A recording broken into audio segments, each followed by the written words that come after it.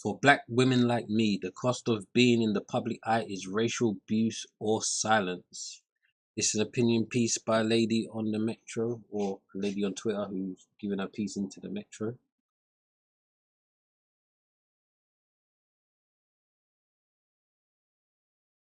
Speaking at the Women of the World Festival earlier this year, I pointed out that increased inclusion of minorities in the mainstream is a positive thing, but I questioned how safe we were in these spaces. In truth, while speaking, I was thinking specifically about the venom I had seen directed towards black women in public life. It had already rattled me. New research from Amnesty International suggests that black women are 84% more likely than white women to be mentioned in abusive tweets. Um, that's going to be because of black men. A lot of black men are going to be on this, sadly enough. And now I question what this all means for our democracy and society. My first rape threat on Twitter came when I was just a teenager. I hadn't yet decided to become a journalist, but I was interested in politics and feminism, so I spoke about these topics a lot. Yeah, people getting their feelings about politics and feminism all the time, especially feminism. You'll never, you won't get away from that hate. Looking back, I toned myself down after that rape threat. I became less outspoken. More recently, I was part of the BBC Three project on colorism. A lot of men in the comments minimized what we were saying and suggested we were just ugly, unlovable, and whiny women. After that, I turned down another opportunity to discuss racism on video. The deluge of comments that would follow was a factor.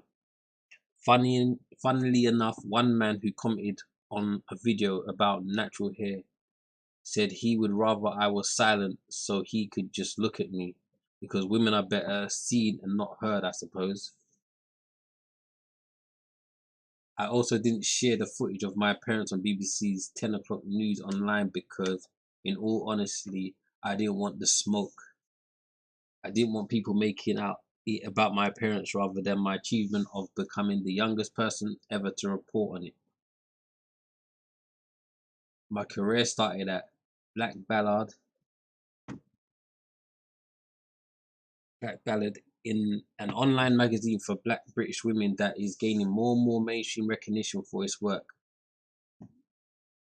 But when editor Toby Orriding was relaunching the site, someone hacked it, deleted everything, and left the message "Silence is golden." Wow. Wow.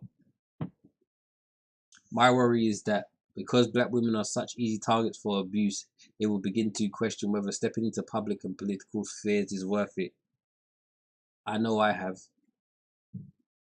Of course, there are those that stay and take the abuse that comes with it. Take Shadow Home Secretary and MP Diane Abbott, for instance. The online abuse she receives is appalling, and there are other young black girls watching. For some of them, the realization that she received 45% of all abusive tweets sent to female MPs in the 6 weeks leading up to the election will be enough to deter them from pursuing a political career. Abbott herself said that it might have deterred her too. Let us also not forget the abuse that Gina Miller received for taking the government to court over Brexit, including from an aristocrat who offered 5,000 online to anyone who would run her over. I am beginning to believe that for black women, the cost of representation in public life is silence. The message is: do not have the audacity to speak out about racism, sexism, or involve yourself in political processes of this country. In my eyes, being forced to be silent is the same as being excluded completely. Turn up to the meeting, let us take a photo, and do not say a word. The immediacy of the internet makes punishment easy to dish out against those who do not conform, and Amnesty research is clear.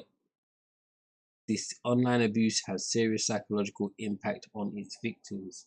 It's evident that black women who choose to exist in the public eye will do so to the detriment of their mental health, and some will decide the price is the price is too high to pay. Well, that was a didn't have a lot of meat in this art in this thing. It eluded a lot.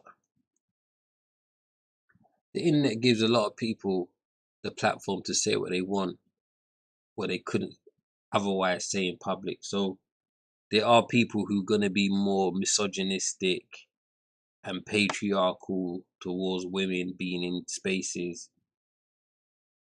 and there are gonna be people more racist than they normally would be in the real world. So yes, as we always say, you got one thing against you because you're black and one thing against you because you're a woman, and this will not change until society changes as a whole, where black people get into power. Basically, not even black people get into power, that black people are respected. But as we're seen as basically the working class of the whole planet, I don't know if that's going to happen anytime soon. So that's it.